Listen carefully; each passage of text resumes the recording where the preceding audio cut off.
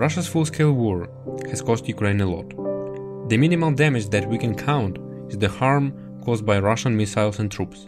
But there is much more than just that.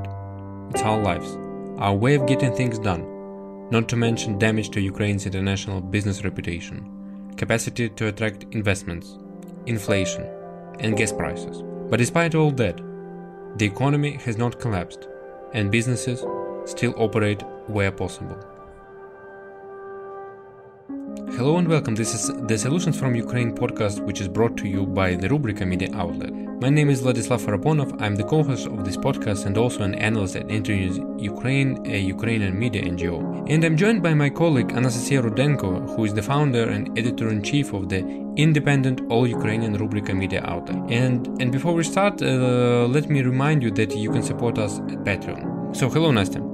Hello, Vlad, and to those listening to us.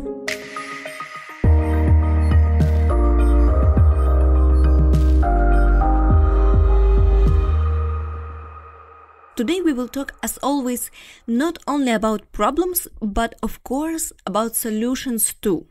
And despite the daily victories on the east, where Ukrainian armed forces liberated almost 100 towns and villages and moved closer to deoccupy the only regional city under occupation, Kherson, in the south, it is important to remember, war is expensive. The entire economy suffers tremendous losses. The number of exports and imports decreases, enterprises lose property, and the ability to work and production volumes have been significantly limited. And right now, when we are making this podcast, there are massive power cuts around Ukraine, as Russia has damaged more than 40% since October 10th. Simply put, Ukrainian business has already lost more during the full-scale war than during the 2 years of COVID pandemic. Yes, and I would even add that official inflation rates have increased to actually 23% so far, but real incomes have decreased by 70-80%. And for example, let's say about our industry, media, the advertisement market has affected journalism too. All that combined with their uncertainty, it obviously does not encourage businesses to resume. Yes, but I think it was wise that the government lifted some taxes in March. For example, some groups of entrepreneurs got the chance to pay fewer taxes and did not pay some of them if they did not get a profit. Also, those Ukrainians who had been mobilized to the armed forces of Ukraine did not have to pay taxes. Those taxes had been covered by the state budget. Right, and we have to give credit to Ukraine's international partners, this time for actual financial aid. It mostly concerns European states, the United States, and the European Union as an institution. Speaking about the EU, it is also worth mentioning that during the week when we are making this podcast, an important event happened in Europe. The reconstruction of Ukraine was discussed at an international expert conference in Berlin hosted by the German G7 presidency and the European Commission. Ukraine cannot manage it alone. The European Union cannot manage it alone either. It can only be achieved by the entire global community, which is now leading its support to Ukraine, stressed Germany's Chancellor Scholz. There was a joint op-ed from Ursula von der Leyen, the European Commission's president, and Olaf Scholz, and I noticed something which was not visible before that. They stressed that the shape that reconstruction takes would determine what kind of country Ukraine would be in the future. And it is a very important shift in the discussion in that regard. So the key takeaway from here is the soft transition from the idea to help Ukraine just basically counter the aggression to take an active part in the reconstruction.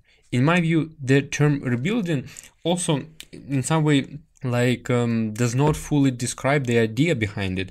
As we are talking, Ukraine's officials in charge mean broader terms. It's more about the transformation of the country. Again, like fundamental reforms. Also, it's not a charity. It's the contribution to the defense and the investment in the security issues, the security of the whole region. So again, the reconstruction is not only about the fast recovery plan, which is around $17 billion to rebuild the critical infrastructure, but to cover the budget deficit too, which is twice as much of 17 billion. So let's get back to issues related to the economy and business. If we talk about small and medium-sized businesses, then according to the survey of the European Business Association, as of spring, 42% of entrepreneurs stopped working. About a third have suspended work but want to resume it. Currently, as of October, only 13% of small and medium-sized businesses can resume operating. I would like to stress that I've seen many statements like that, and it is important to find your place and your role to be effective. Right. Not everyone can and not everyone should fight directly in a combat zone. The military needs a strong backing, which provides the army with the necessary support and therefore helps to hold its position economically. So the slogan was, if you are relatively safe, start reinvesting in the Ukrainian economy so that after the victory, this process will not be so painful. We will be back in a second and we'll talk about solutions. Yes, so there have been several solutions considered, which Nastya has just mentioned. First, to relocate businesses to relatively safer regions. By saying relatively safer, I refer to the fact that since February 24th, the attacks have been conducted in all regions. In particular, the businesses from the south, from Kherson, from my native Mykolaiv, Zaporizhia regions, and the east, like from Kharkiv, from Donetsk and Luhansk regions. Since April, almost 1,000 enterprises have been relocated. And what is more, 80% of them have already resumed their work. The least relocated areas, I would say, are related to building, construction, and science, and the vast majority have been replaced in Western Ukraine. Yes, and Ukrainians as a very creative nation have not wasted time but tried to do their best to adapt to new realities. For example, there is an initiative in Ivano-Frankivsk, a beautiful city in western Ukraine, called Save Business Now, which started from a single chat of the charity where volunteers helped entrepreneurs. Now the project invites businesses that want to relocate to fill out an application on the website and indicate their needs. Then Save Business Now starts helping with the search for the new locations, seeking people ready to provide expert advice, and creating effective networking. The latter apparently plays a particularly important role. Absolutely. And we'll post the link with details in the description, and there are some really impressive stories. For example, Yulia Chikalova from Kharkiv is the owner of the dental clinic, which is a little over 5 years old. In addition, she's the founder of almost the only Ukrainian brand of toothpaste, whose products are on shelves at the malls. And from April this year, she became an internally displaced person, as around 10 million of Ukrainians. So apart from being at the risk of attack, and frankly speaking, the invasion of the whole region in April was also possible. Her product was dependent on the internal producer, and it would be right to assume that she didn't know if they could have made it or not. Yes, and we just came to the second major solution, which is making one's business reorient for export, right? Absolutely. So here is the thing. Before the war, many businesses, in particular small ones, were designed and oriented for the domestic market. So the initiative's representative, Ruslana, said the manufacturing businesses suffers the most from the war. The toothpaste production, which belongs to Yulia, which you have just mentioned, also falls under this category. Manufacturing companies suffer the most because it is pretty difficult for them to transport their equipment. It is also difficult for all those who are not export-oriented. Therefore, the Safe Business Now community devotes consultations on how to enter Western markets. Having said that, it will be correct to assume that not every type of business can be relocated. Yes, indeed. But in the meantime, it is important to understand also that, for example, there is a furniture enterprise from Kharkiv too. And the owners they decided to move to the western Ukraine, in particular to the Ternopil region. And before this full-scale war, it consisted of 4 departments, about 100 people in each. And just to get a clear picture of the relocation process, the factory was able to leave Kharkiv only in July. And now only one united department resumed operation, and it consists of only 20 people, and only 6 of them are from Kharkiv. So it means that actually 14 are local ones.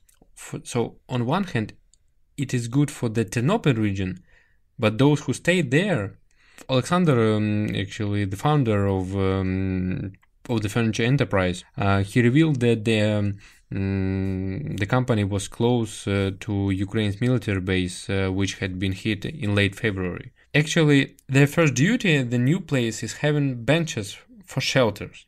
I remember my time being at the shelter. It was like a couple of hours, but you almost have managed to rethought your way of life, and of course you would like to sit there, not standing. Yes, exactly. And those enterprises which are capable of relocating, they are trying to operate in the new reality, and they consider to the better place is the one closer to the border, so having access to import with more or less secure location. And also some regions in western Ukraine used to have good bases, and it will take time to restore them.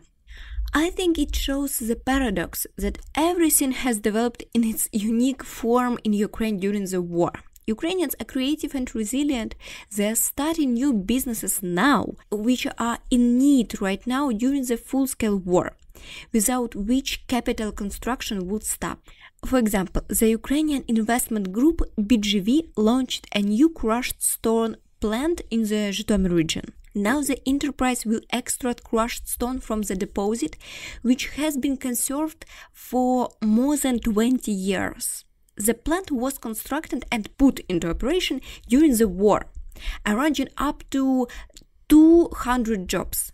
We will also post this story in the description, and you can take a look at the platform where you listen to our episode. This case proves that Ukrainians and internal investors are capable of doing great things. So we kindly invite you to consider helping Ukraine in that way and invest in such areas too. But the trend is more or less like 50-50, right? In some way, yes.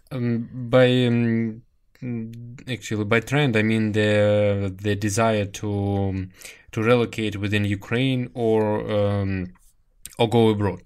Not everyone can leave, and let's not forget that men from 18 to 60 years old cannot leave the country easily.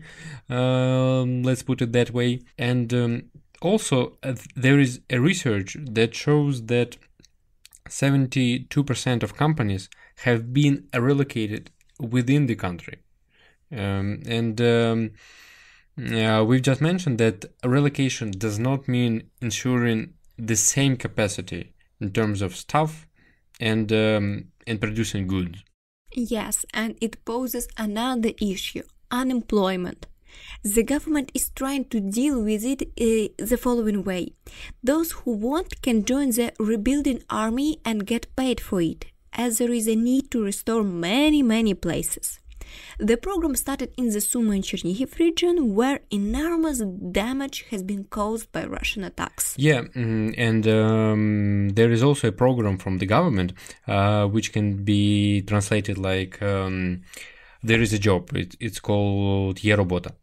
So basically, it provides some grants to launch businesses up to approximately $10,000, or even up to $50,000 or $100,000 to launch some garden stuff, for example. No wonder this area is also important, as the damage to the agricultural sector is really colossal. Speaking about another type of supporting businesses, the government provides compensation to those enterprises which hire internal displaced persons. More than 10,000 have already applied for that. Yes, it may not sound like much, but having almost 10 million people left the country, each taxpayer, is important. That is why your support is crucial to us. We also pay taxes, of course, and provide our journalists with wages. We will appreciate your support on Patreon. Half of the collected funds we will send to Ukraine's volunteer initiatives. Yes, you can support us at patreon.com/Rubryka to help us bring our victory closer.